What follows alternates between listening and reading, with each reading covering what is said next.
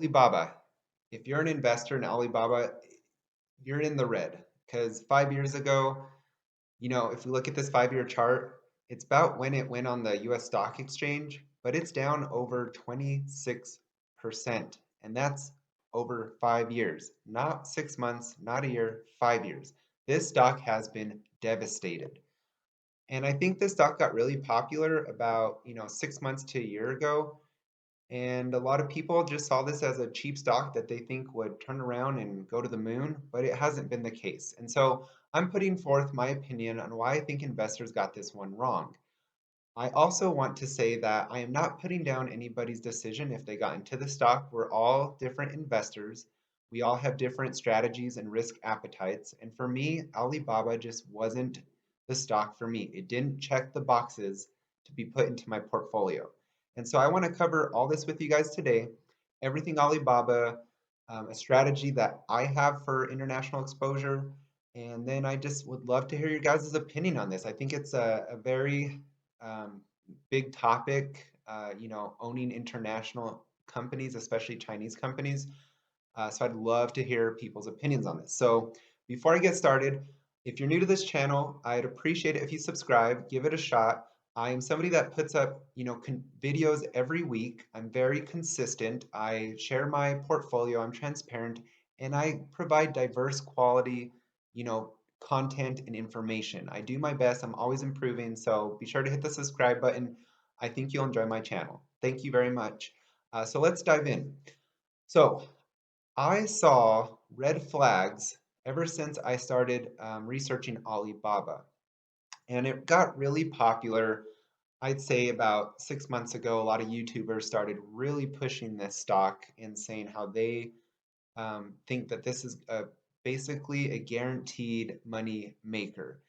And I just saw some red flags that it just was never the stock for me. I always respectfully commented on others' YouTube channels stating that, I don't think people are weighing the risks enough on this stock. And so here we are. A lot of the risks that I was thinking about back then have really come true and have really dragged the stock down. So the first big risk, or red flag, shall I say, that I don't think people really put enough weight on was the Chinese government. The Chinese government basically, essentially, has full control of these companies.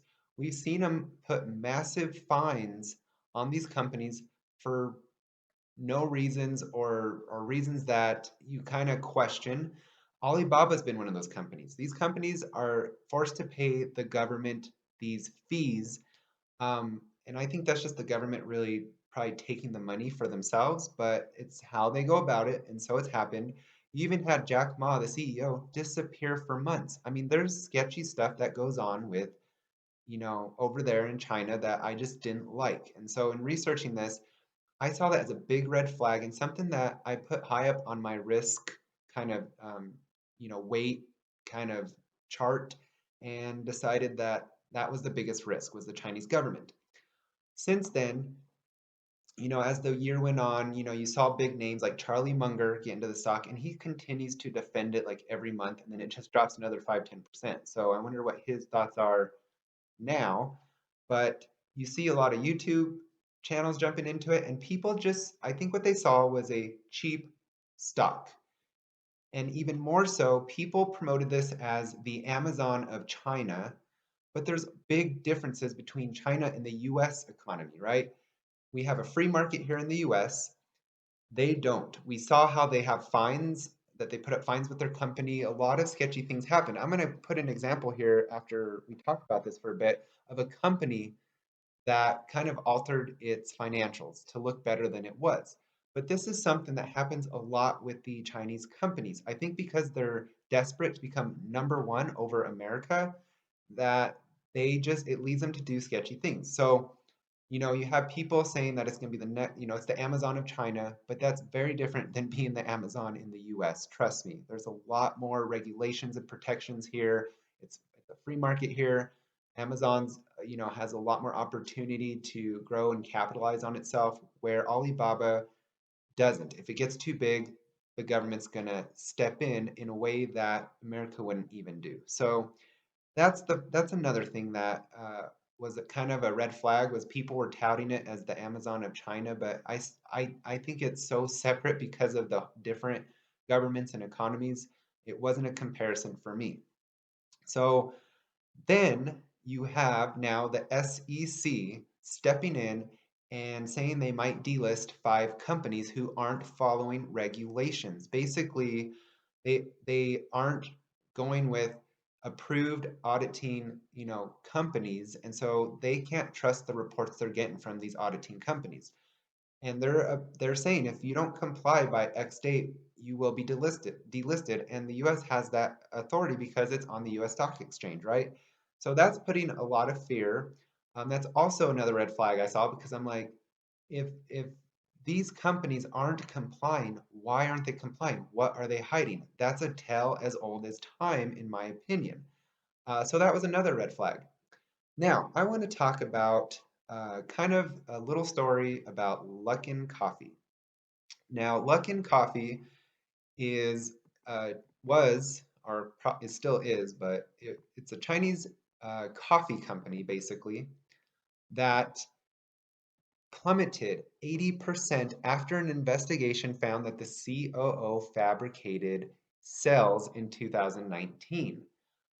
And this just goes to show you that there are sketchy things going on with these Chinese companies that we just can't fully trust. And with America now saying there's 5 other companies that they might delist because they're not abiding by the rules, it just seems like there's too many companies involved in kind of trying to hide things, whether it's hiding negative numbers and promote and fixing positive numbers to make them look better than they are. It's just something that for me is a big red flag. And with Luckin Coffee, it's very similar to Alibaba. If you think about it, many people, when they were getting into the stock, called it the Starbucks of China. Well, they're calling Alibaba the Amazon of China. Again, they're two different economies and governments. And as you see with Luckin Coffee, it proved devastating. And with Alibaba, there's red flags popping up now that I'm like, it's just not the risk for me. Even though there hasn't been any financial fraud found, there's just things that I just can't trust with it being a Chinese company. Um, and I hate to say that, but it's just how I feel. And so if we look at some other things that are going on, Alibaba, the revenue is slowing. It's had a few years in the past of 30% growth year over year in revenue. Now it's projected to slow down to just 10% a year. For a company that is the Amazon of China, this shouldn't be the case. This slowing down of revenue to me is a red flag. It's a warning sign. Not only that, but its margins are decreasing, which means it's losing market share. If you're the best of the best, your market share should be increasing, not reducing. So that's another red flag. And as of today, Baba just released that it is going to be laying off 20% of its workforce. Companies don't do layoffs unless if they're struggling financially. And so this is just another red flag. It seems like things just start to come out, month after month about not just Alibaba, but other Chinese companies. So these are all red flags for me. And why I think people got it wrong is because they saw a fundamentally cheap company. They looked at the financials and they compared it to Amazon, and that's what they went off of. When they forgot to factor in the Chinese government, prior, not complying with, US and world regulations, there's just too many things, in my opinion, too many prior examples of other Chinese companies where I don't have that trust going forward. And so to me, it just came down to Alibaba was too risky for me. It's just not where I want to park my long-term money. To me, if I don't have trust, why would I put my money there, right? And that's what I went off of a year ago and 6 months ago, even though I kept hearing buy into Alibaba, buy into Alibaba. I trusted my gut instinct. I saw the red flags. They were high. I weighted them pretty high on the risk, chart for me. And it seems like it paid off because I could have bought in, I could have followed that trend, and I would have lost a lot of money right now. Um, that's not to say Baba can't be above 300 in a few years, but to me, the risk is not worth it. And I don't know. Who knows? It could be delisted in the future. We don't know. China can choose to pull it off as well. I think they even have threatened that. So just something I don't even want to deal with. I don't want that keeping me up at night. Instead, I have a different strategy that I like to use, and that is buying an international ETF. This not only buys me some protection and safety, but it's a very diversified way to, invest in the broad international markets. So I have chose VXUS. It's a Vanguard International Fund. And if we look at its last 5-year chart since we looked at BABA's, it's up 13%. Now that's nothing to brag about, but at the same time, if you are invested in any individual, or not say any, but most of the big individual Chinese companies, you're down massively. This is where the ETF shines, is it's the safety net in times like this. And for me, I didn't want to get into the risk of the individual companies, so I went into an international ETF. And this is just insurance basically for that international exposure, and it's something that I rather do than invest in individual companies that I can't trust. An ETF, they have people that are passively managing this and they rebalance it. And to me, I rather have that going on than having to worry and focus on these Chinese companies that could lose me massive money because there's just a lot of risk. So VIXIS, they have, if we look at their top 10 holdings, they have Chinese companies like Tencent. Alibaba is down there at number 8. I think that one was higher a quarter or two ago. So it shows you what analysts are thinking of Alibaba. But, they also have, strong companies like Samsung, Toyota. So this is where I'd rather put my money, even though um, with the risks of the Chinese market, this has a lot of weight in other countries too, like Europe and, other developing economies, as well as China. So to me, it's just one that is where I want to put my exposure in for the international part. And it helps me sleep at night and it gives me that exposure. So if things go well, this ETF will do well. It might not go up as high as an individual company, but it's just what I'm willing to risk. So, with that said, guys, I would love to hear if you guys are invested in Alibaba or not and why. Did can you admit that you jumped on the bandwagon? Or did you get in for legit reasons, which is fine, and I'd love to hear them? Or are you on the side of, hey, I invested, and now I kind of see where maybe I overlooked some things or didn't weigh certain risks heavy enough. Or maybe you're fully on the side like me where you just saw it from the beginning. You saw those risks and they just weren't for you. I'd love to hear your opinion on this because this is a stock that um, I don't know what its future is. And that's something I don't like, right?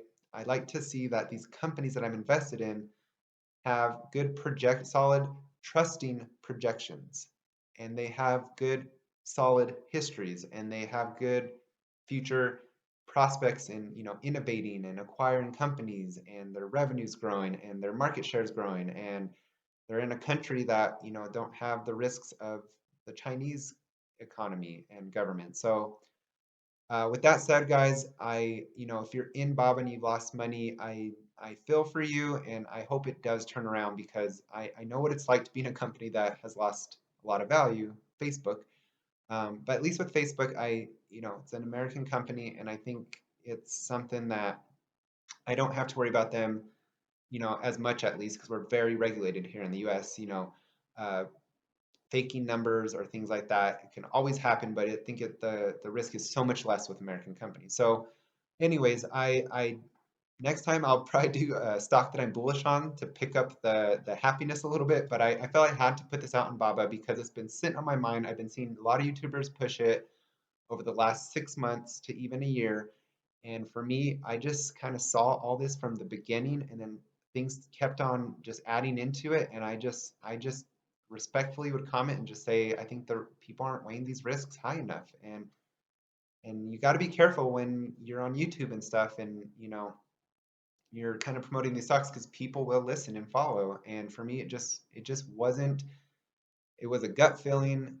Not only that, I did the research, I factored everything in, and it was just a dead no, not for me. So, anyways, hope you guys have a great day, and we'll see you next time on Mark's Finance and Fitness.